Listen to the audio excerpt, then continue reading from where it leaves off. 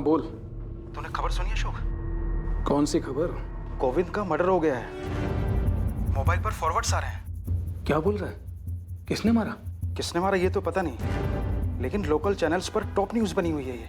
गोविंद देसाई एक जाना माना प्रॉपर्टी डीलर और मनी लेंडर था। उसके मर्डर की खबर पालघर में जंगल में लगी आग की तरह फैल गई। पूछताछ के लिए जिसे सबसे पहले बुलाया गया वो कोई और नहीं बल्कि स्टेला थी, जिसकी बेटी को दो लफंगे परेशान कर रहे थे।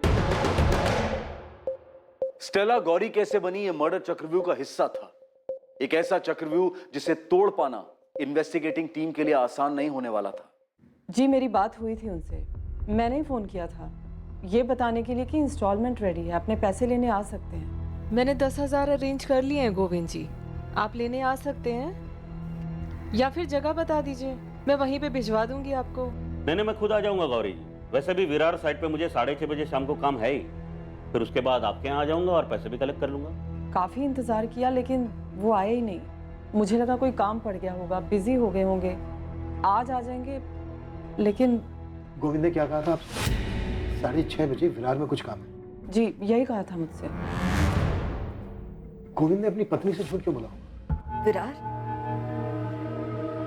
ऐसा तो कुछ नहीं बोला था उन्होंने, सिर्फ दमन जाने की बात बोली थी। ये बात हमें गौरी ने बताई। विरार में टेलर की शॉप है उसकी, इंस्टॉलमेंट की पहली किस्त देनी थी उसे गोविंद जी को। गौरी ने जब गोविंद जी को फोन किया था तो उन्होंने कहा था कि विरार का काम खत्म करने के बाद वो खुद उसके घर आके पैसे उठा लेंगे। उन्होंने फोन करके भी ऐसा कुछ नहीं बोला। अगर प्लान में चेंज होता था तो रात में वापस घर ही आते थे। मैडम मैंने पता कर लिया है, गौरी का टेलर शॉप विरार में है, लेकिन एक झोल है। क्या है गायकवाड़? उसका असली नाम गौरी नहीं है, स्टेला है। Stella Gauri Thomas. उसकी दुकान का नाम जेनी टेलर्स है। अपनी बेटी के नाम पर उस दुकान का नाम रखा उसने। असली नाम क्या है तुम्हारा? स्टेला या गौरी? दोनों ही असली नाम है मेरे। मेरा पूरा नाम स्टेला गौरी थॉमस है। अपने पति जॉन से शादी के पहले मेरा नाम गौरी था। गोविंद से लोन लेते वक्त अपना नाम क्या बताया? गौरी? सर पूरा नाम बताया था, स्टेला गौरी थॉमस। और मिले कब थे तुम दोनों पहली बार? 4 महीने पहले। मैं अपनी आंटी के घर गई थी सूरत में, वहां से वापस आते हुए ट्रेन में मिले थे गोविंद जी। सूरत में? नहीं सर, वापस स्टेशन से चढ़े थे वो।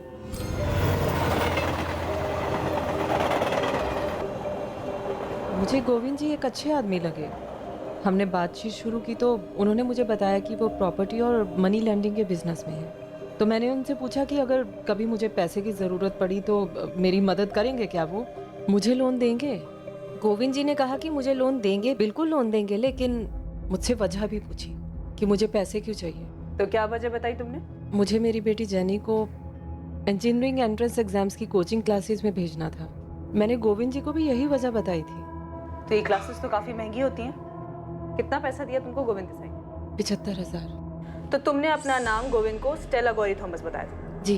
तो तुम्हारा नंबर गोविंद ने अपने फोन में गौरी के नाम से क्यों सेव किया था? गौरी नाम से ही बुलाते थे गोविंद जी मुझे हमेशा।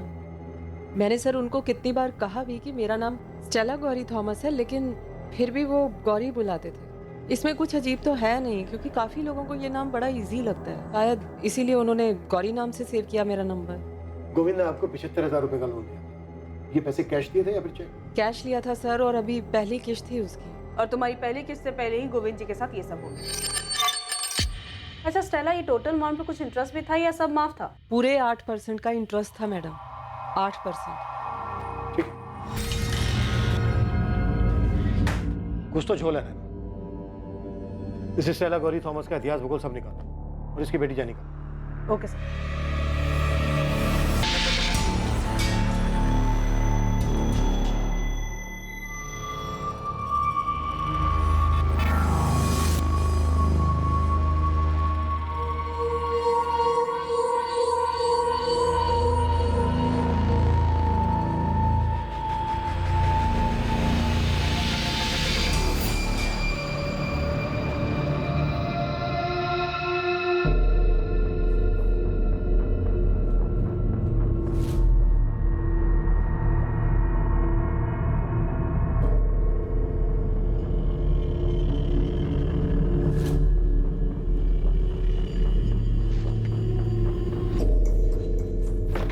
सर, स्टेला का नंबर गोविंद देसाई के फोन रिकॉर्ड में है।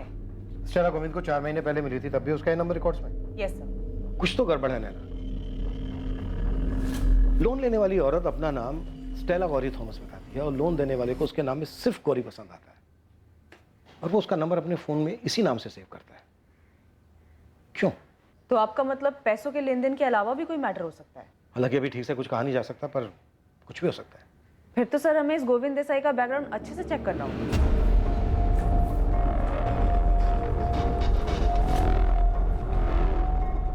सुजाता जी, यहाँ बहुत से नामों के सामने पैसे लिखे हुए हैं। आपके पति ने काफी लोगों को पैसे दिए थे। उनके काम के बारे में ज्यादा डिटेल में कुछ भी नहीं मालूम सर।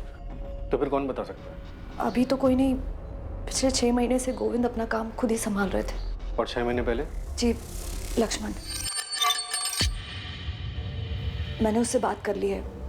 6 महीने पहले जितनी भी प्रॉपर्टी डीलिंग्स हुई हैं और जितने भी लेन देन है, उसकी डिटेल्स आपको दे देगा। आपके पति के कोई ऐसे दोस्त हैं जिनसे हम बात कर सकें? 2 हैं, अशोक और नरेश। वो उनके बहुत पुराने दोस्त हैं। हमें उनका नंबर चाहिए। जी। सुजाता जी, क्या आपको किसी पे शक है कि आपके पति गोविंद के साथ ऐसा कौन कर सकता है? देखिए, क्राइम सीन वैसा का वैसे ही था। ना कुछ छुपाया गया ना मिटाया गया, कोई छेड़छाड़ नहीं हुई। आपके पति का सामान भी चोरी नहीं हुआ। 100% ये मर्डर किसी पर्सनल मैटर की वजह से हुआ। सर, अंदाजा लगाना तो बहुत मुश्किल है। मेरे पति बहुत अच्छे आदमी थे सर। सर, आप किसी गौरी के बारे में पूछ रहे थे, वो कौन है? हाँ, यहीं विरार में रहती है, स्टेला गौरी थॉमस। आप कुछ याद करके बता सकती हैं कभी आपके पति ने इस नाम का कोई जिक्र किया हो? सर, वो हमें अपने काम से दूर ही रखते थे। कभी कहीं आना जाना होता था तो बता देते थे। उस दिन भी बताया था कि दमन जा रहे। देखिए, दमन जाने की कोई भी बात हमारे सामने नहीं आई है। हमने उनके फोन रिकॉर्ड लोकेशन चेक किए, ऐसा कुछ भी सामने नहीं आया कि वो दमन गए थे या दमन में थे। सुपारी है बेटा। ईश्वर गरुड़ का नाम तो सुना ही होगा। झानू के जेल में आराम कर रहे इस वक्त। उसी ने ये सुपारी उठाया था गोविंद के नाम का। उसका एक पंटर है जीतू तलपड़े, और इस जीतू ने 15,000 रुपये दिए थे हिस्ट्री शीटर चंदू को इस गोविंद को दुनिया से उठाने के लिए। तो मतलब तू कह रहा है कि सुपारी सबसे पहले मिली ईश्वर गरुड़ को, उसने दी अपने पंटर जीतू को, जीतू ने आगे बढ़ाई चंदू को। तू मुझे एक बात बता, ईश्वर गरुड़ को सुपारी बेची किसने? अब ये बेचने वाले एक जगह दुकान लगा कर थोड़ी बैठते बेटा। मुझे जितनों के नाम पता थे तुझे बता दे। गरुड़ सबका गुरु है, सबको बोल इस गरुड़ को अच्छी तरह से गुरु दक्षिणा देने के लिए, सब बता देगा। देखो ज्योति, जो भी था मैंने सब बता दिया। मैं कुछ नहीं छुपाता। पर तुमने ऐसे क्यों किया रतन? क्यों? तूने जो किया वो क्यों किया? क्या जरूरत थी? गोविंद हमारे बचपन का दोस्त था सर। काफी टाइम तक मिलना जुलना था हमारा उससे। काफी टाइम तक था, मतलब फिलहाल नहीं था। क्यों ऐसा? गोविंद बदल चुका था सर। अब मरे हुए इंसान के बारे में क्या बात करें? ऐसा भी क्या बदलाव आ गया था गोविंद में? गुरूर सर, गुरूर पैदा हो गया था उसमें। पैसे का गुरूर जो हर कोई नहीं संभाल पाता, जिसने अच्छे अच्छे को बदल दिया सर। हमारा दोस्त भी बदल गया था सर। अमीर होने का रौब झाड़ता था हम पर। और क्या क्या खूबियां थी तुम्हारे इस अमीर दोस्त में, खास करके ऐसी जिसकी वजह से उसका मर्डर हो गया? सर, उसके मर्डर का तो हमें कोई अंदाजा नहीं है। तकरीबन 2 साल पहले हम लोगों ने उससे अपनी दोस्ती खत्म कर ली थी। क्या करते सर, जब भी मिलते थे पीने के लिए वो हम दोनों को नीचा दिखाने की कोशिश करता था। बोलता था मैं कहाँ, तुम दोनों कहाँ। सर, दोस्ती में मजाक उड़ाया जाता है पर इज्जत भी दी जाती है, जो गोविंद में नहीं दे रहा था। तुम लोग सीधी बात कर रहे हो, मैं भी सीधा मुद्दे पर आता हूं। 17 तारीख को दोपहर को जब गोविंद लंच पर अपने घर आया तो अपनी वाइफ सुजाता से यह कहकर गया कि वो दमन जा रहा है। अब तुम लोग ये बताओ कि गोविंद ने अपनी वाइफ से झूठ बोला या उसकी वाइफ हमसे झूठ बोल रही है?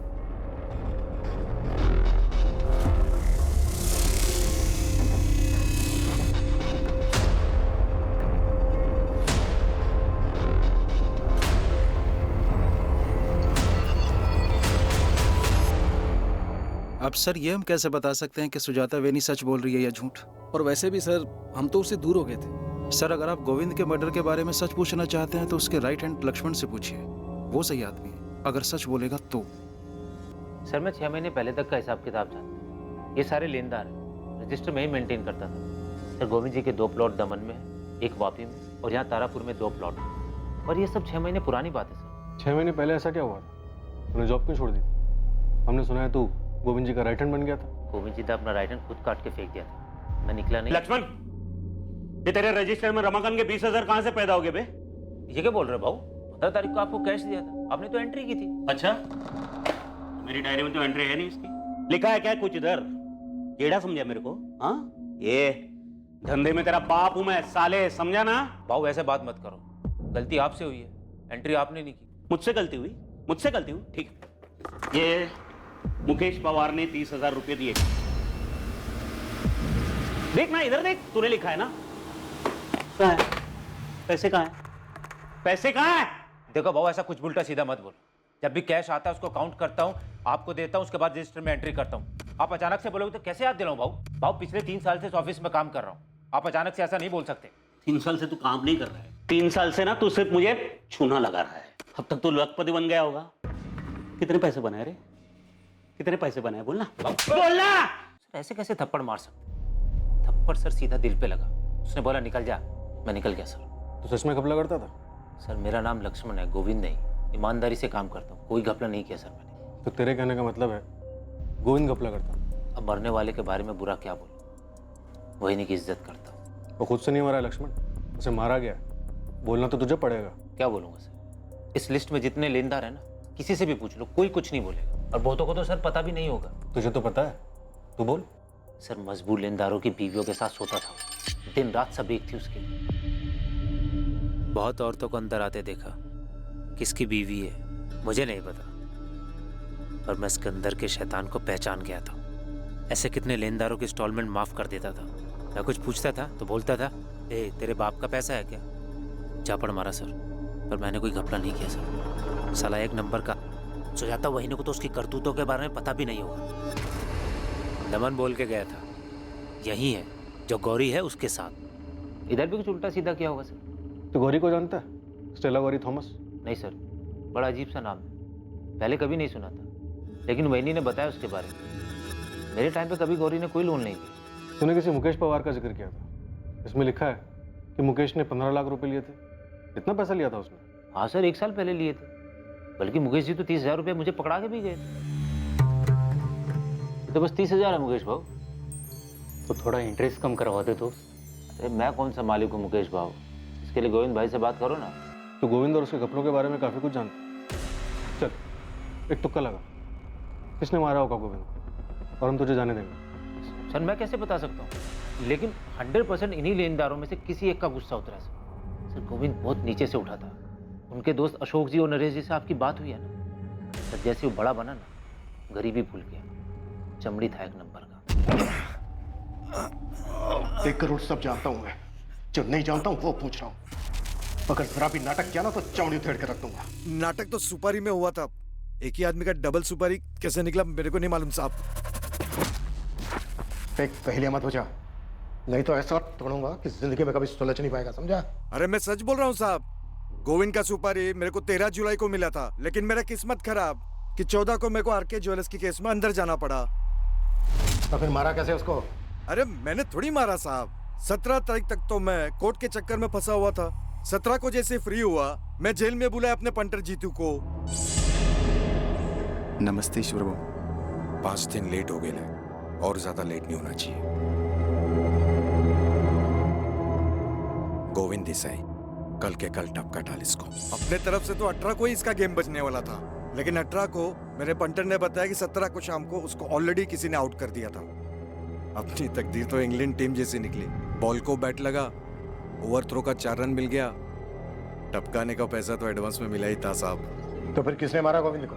अभी पता नहीं चला साहब, गेम तो कोई और ही बचा है। लेकिन साहब इस मैटर में अपन का नाम नहीं लिखना साहब। मैं जीतू को बोला है जल्दी से जल्दी मालूम कर, जैसी ही खबर मिलती है मैं आपको खबर कर दूंगा साहब। देख, ये केस मुझे जल्दी से जल्दी क्लोज करना है। अब तू ये बोल, तुझे सुपारी किसने दी? ओ रतन देशमाने नाम है उसका साहब। क्या लफड़ा था उसका गोविंद के साथ? अब साहब सुपारी देने वाला ये सब थोड़ी ना बताता है साहब। धंधे का उसूल है, आम खाने का गुठली नहीं गिनने का।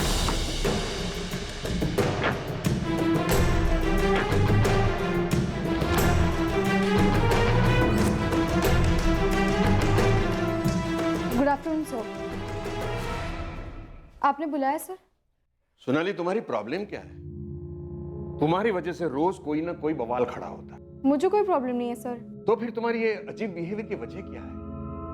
तुम मेरी इकोनॉमी से क्लासेस तो रेगुलरली मिस करती हो, ऊपर से जो भी क्लास अटेंड करते हो वहां तुम्हारे बेतुकी सवाल की वजह से क्लास का वक्त जाया होता है। सर सवाल करने से वक्त जाया होता है? No Sonali, I am not saying that, लेकिन तुम जो भी सवाल करो सिलेबस के हिसाब से करो। तुम इंटेलिजेंट हो, पर इसका मतलब ये तो नहीं ना कि तुम सिलेबस के ऊपर ही सवाल करो या अपने प्रोफेसर को उल्टे सवाल पूछो। एक बात गांठ बांधो, जिंदगी में कुछ भी आइडियल नहीं होता। हम सिलेबस में पढ़ाते हैं कि बैंकिंग सिस्टम की वर्किंग मेथड क्या है, बैंक कैसे काम करता है या उसे कैसे काम करना चाहिए। दुनिया में ऐसा नहीं होता है, नहीं होता है तो क्यों नहीं होता है, ये सारे सब्जेक्ट्स पर घंटों तुम बहस नहीं कर सकती हो। अमीर और वेल एस्टैब्लिश्ड कॉर्पोरेट्स बिना लोन चुकाए कैसे बच जाते हैं, जबकि एक आम आदमी अपनी मजबूरी के चलते अगर लोन की सिर्फ एक किश्त नहीं भरता है तो बैंक उसका जीना दुश्वार कर देती है। एनपीए की वजह से हुआ लॉस आम आदमी से वसूला जाता है, जबकि लोन पास करते टाइम आम आदमी को लाखों सवालों का जवाब देना पड़ता है, तब जाकर बड़ी मुश्किल से उन्हें लोन मिलता है।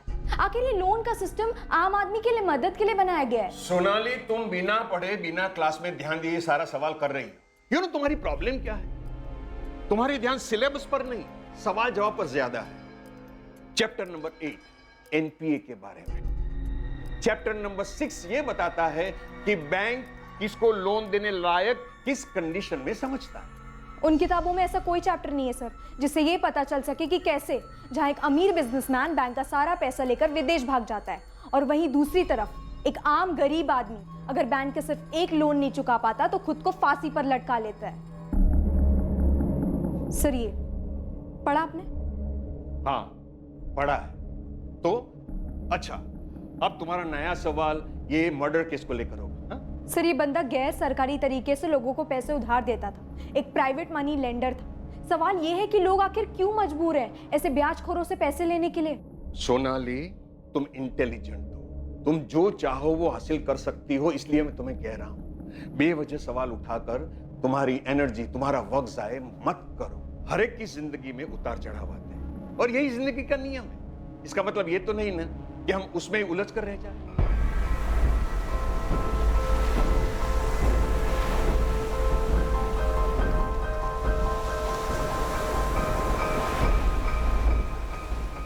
गोविंद देसाई की हत्या पक्के तौर पर सुपारी किलिंग से हुई थी। हत्या करने वाले ने उसकी कोई चीज नहीं चुराई थी। तो क्या हत्यारे को इस बात के कड़े निर्देश दिए गए थे? क्या यह हत्या किसी के मन में पल रहे गुस्से के ज्वालामुखी फटने का नतीजा था, जिसमें पैसे से बढ़कर भी कोई और चीज थी? और क्या इसका ताल्लुक अतीत से था? हाँ, दी थी मैंने सुपारी। गुस्सा था उस गोविंद से, मार डालना चाहता था उसको, अपमानित महसूस कर रहा था। ईश्वर गरुड़ क्रिमिनल है। भले ही उसने ये स्टेटमेंट दिया हो कि गोविंद तुम्हारी सुपारी से नहीं मरा है, लेकिन उसका ये स्टेटमेंट तुम्हें बचा नहीं सकता। तुम भी उतने ही दोषी हो। कोई अफसोस नहीं है सर, कोई अफसोस नहीं। मेरी पत्नी के साथ सोया था वो।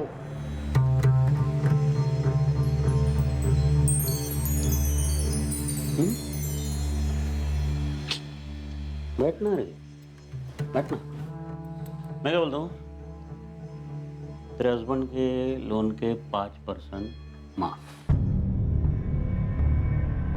मुझे लगा सारा लोन माफ हो जाएगा। क्या? कैसी बात कर रही है? एक ही बार में पूरा 5 लाख माफ? ठीक है ना, इसके बाद देख लेते कितना माफ कर सकता हूँ। ठीक है ना? आप समझ नहीं सकते, जब मुझे इस बात का पता चला तो मैं किस दर्द से गुजरा हूं कोई नहीं समझ सकता, जब तक कि ये सब उसके खुद के साथ ना हुआ हो। तुमने लोन लिया था उससे? लेकिन इस चीज के लिए नहीं ना सर। पैसे लौटाने में थोड़ी सी देरी क्या हो गई? इसने जीना हराम कर दिया था मेरा, परेशान कर दिया था मुझे। तुम ऐसे आदमी के पास गए ही क्यों? मैं कोई शौक से नहीं गया था सर उसके पास। एक भी बैंक मुझे लोन देने के लिए तैयार नहीं था और मेरे पास और कोई चारा भी नहीं था। बस इसी का फायदा उस साले ने उठा लिया और मेरी पत्नी के साथ।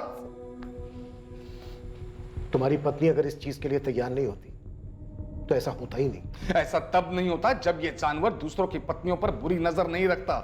सर, मुझे जरा भी अफसोस नहीं है उसकी मौत का, जरा भी गम नहीं है। और मुझे यकीन ऐसे और कई लोग होंगे जिनको इसने सताया है। इससे तुम्हारा गुनाह कम नहीं हो जाता। तुमने गोविंद की सुपारी दी थी, कानून इसकी तुम्हें सजा देगा। तुम्हारे अलावा और कौन हो सकता है जो गोविंद को मारना चाहता था? वो मेरी सुपारी से नहीं मरा, उससे मुझे कोई फर्क नहीं पड़ता। और मुझे यह भी नहीं मालूम कि और कौन कौन उसको मारना चाहता था। और सर, अगर मुझे यह पता भी होता। क्या हुआ? आपकी शक्ल को इतनी उतरी हुई क्यों है? कुछ नहीं। मम्मा, जब से वो पुलिस ने उस गोविंद के बारे में पूछताछ के लिए बुलाया, बहुत परेशान लग रही है। तू ज्यादा ही सोच रही है, ऐसा कुछ नहीं। खाना खाना खा, बैठ के खाना खा।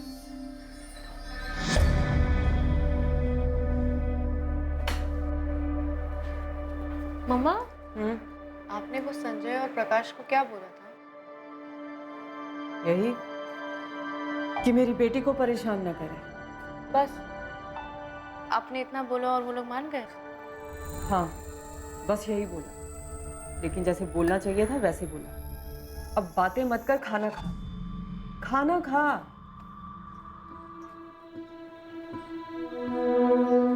माँ, क्या आप जानती थी कि पापा क्या करते थे? नहीं, और तू भी अपने कान बंद कर ले। लोग क्या कहते हैं वो सब मत सुन। मरने वाले लोगों के बारे में बुरी बातें नहीं करते। पर मैं जानती थी जब वो जिंदा थे तब भी कि वो क्या करते थे। लेकिन अब ये बातें करके क्या फायदा? हमें तकलीफ ही होगी। वैसे भी कहा जाता है कि लोगों को अपने किए का फल जरूर मिलता है।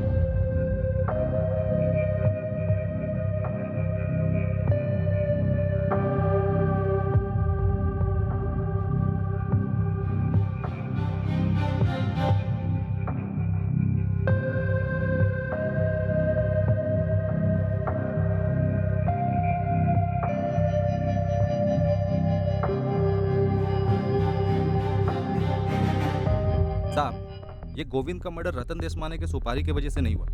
इसके पीछे दो अलग बंदों का हाथ है, ईश्वर और उसका राइट हैंड जीतू। इन लोगों ने सब अरेंज किया था। अभी दोनों गायब है, पर न्यूज़ कंफर्म है कि इन दोनों ने मर्डर नहीं किया। मैंने तुझे 2 आदमियों का कच्चा चिट्ठा निकालने के लिए कहा था, क्या हुआ उसका? अच्छा, वो मुकेश पवार ना साहब? हाँ, उसका भी निकाला है ना साहब। मैंने अपने 2-3 बंदों को काम पे लगाया था। पता चला है कि किसी प्राइवेट फर्म में अकाउंटेंट का काम करता है। गोविंद से 15 लाख रुपए लिए थे उसने, 12 लाख अभी भी सर पे है। गोविंद की पत्नी सुजाता से इसने वादा किया था कि पैसा वापस कर देगा करके। अभी सुजाता इन सब लेनदारों के पीछे पड़ने वाली है। हेल्प करने के लिए उसने लक्ष्मण को भी वापस काम पे रख लिया है। साहब, मैं आपको 2 बातें और बताने वाला था। कौन सी बात? पहली तो लक्ष्मण देवधर के बारे में। कुछ हो लेके उसने गोविंद के लफड़े और घपलों के बारे में बताया था? गोविंद के लफड़े के बारे में बताया होगा, पर अपने लफड़े के बारे में नहीं बताया होगा साहब। तो तू बता दे, क्या छूट गया हमसे? पायल साहब, गोविंद की बेटी पायल और लक्ष्मण।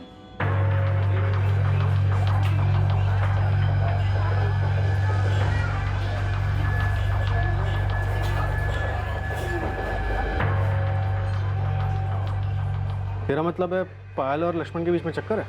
लग तो रहा है साहब। मतलब अकेले में बहुत मिलते हैं लोग, खाली दोस्त तो नहीं हो सकते। पायल की माँ सुजाता, उसे पता है क्या? अब ये तो वही बता सकती है साहब। हालांकि उसने लक्ष्मण को वापस काम पे तो रख लिया है। गोविंद के धंधे के बारे में बहुत नॉलेज है उसको। और दूसरी बात? दूसरी बात ना 2 साल पुरानी है। अपने पालघर में एक सुसाइड हुआ था, विनोद विचारे नाम था मरने वाले का। लेयर में पड़ती है। तो तू बोल रहा है उसने बदला लिया होगा? मेरे पापा ने सुसाइड नहीं किया है। ये एक कोरा कागज है, लेकिन इस पर एक चीज लिखी हुई है जो तुम्हें दिखाई नहीं देगा, और वो ये है कि मेरे पापा ने सुसाइड नहीं किया, बल्कि उनका मर्डर हुआ है, वो भी तूने किया है। ये लड़की, मैंने ना कोई ट्रस्ट वस्ट नहीं खुल रखा यहाँ। तेरे बाप ने मुझसे उधार पैसे लिए थे, वो तो चुकाने पड़ेंगे तुझे या तेरी माँ को।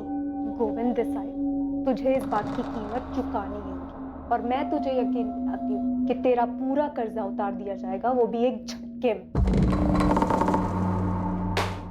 तो लक्ष्मण ने सोनाली के बारे में नहीं बताया था? नहीं सर, और पायल के बारे में भी नहीं बताया। I'm 100% श्योर इस मर्डर में कोई पर्सनल एंगल है, इसलिए सामान चोरी नहीं हुआ। एक्यूज ने अपना काम किया और निकल गया। सर, ये स्टेला थॉमस और स्टेला गौरी थॉमस, इसका कुछ तो जरूर है इस केस से। उसने गोविंद को लास्ट कॉल किया था, इसलिए उस जगह पर बुलाया जहां पर उसका मर्डर हुआ था। सर 100% ये उसी का काम है। इस स्टेला का एक नया एंगल पता चला है। स्टेला की बेटी जेनी 12th में अभी 6 महीने पहले की बात है। स्टेला की बेटी जेनी को उसके इलाके के 2 लड़के संजय और प्रकाश परेशान करते थे, छेड़ते थे उसे। ये बात जेनी ने स्टेला को बताई। स्टेला ने फिर एक्शन लिया, पर क्या ये नहीं पता। गौरी, स्टेला का नाम? लेकिन स्टेला ने तो मुझसे कभी नहीं कहा। मतलब हो सकता है, पर मुझे नहीं पता।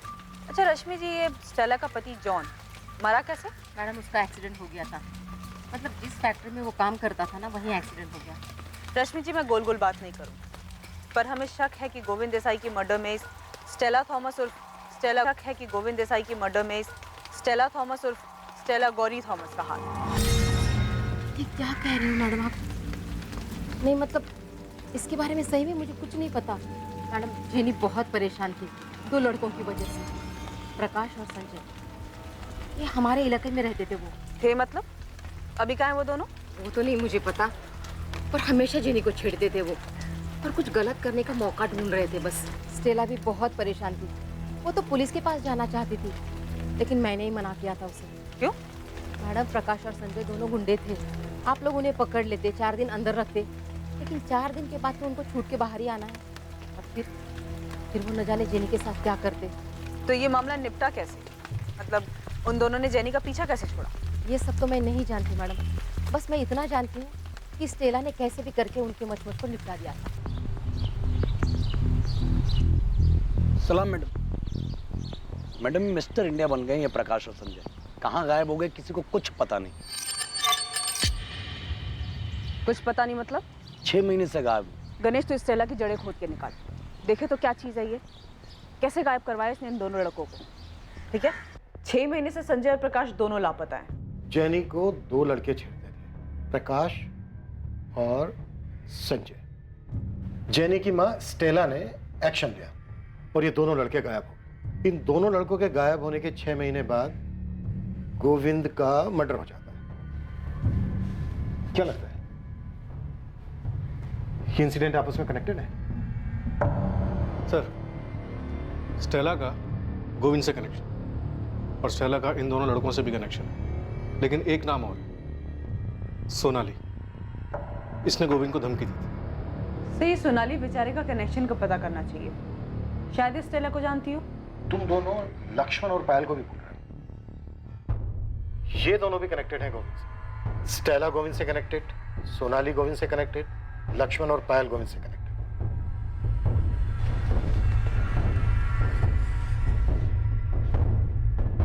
है क्या ये चक्रव्यूह? योगेश, पुलिस पूछ रही थी। क्या बोलूं मैं? ये तुमने किया क्या है प्रकाश और संजय के साथ? तू टेंशन मत ले स्टेला, अब वो दोनों कभी वापस नहीं आने वाले। जेनी सेफ है। टेंशन मुझे पुलिस दे रही है योगेश। तुम बताते क्यों नहीं? किया क्या है तुमने उन दोनों के साथ? मैंने बोला ना, वो कभी वापस नहीं आएंगे। तू आराम से घर पे बैठ।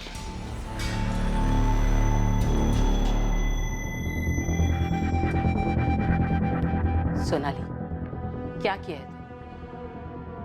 ये सब नियति का खेल है माँ, कर्मा। उसने जो किया उसके कर्मों का फल उसे आखिर में मिल ही गया। उसने जो हमें दिया था वो वापस चुकाया जा चुका है। हिसाब दोनों तरफ से बराबर होना चाहिए। अब हो चुका।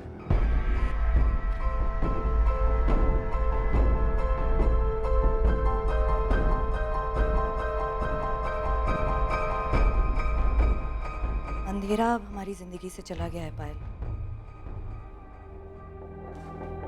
तुझे अपनी जिंदगी जैसी जीनी है वैसी जी।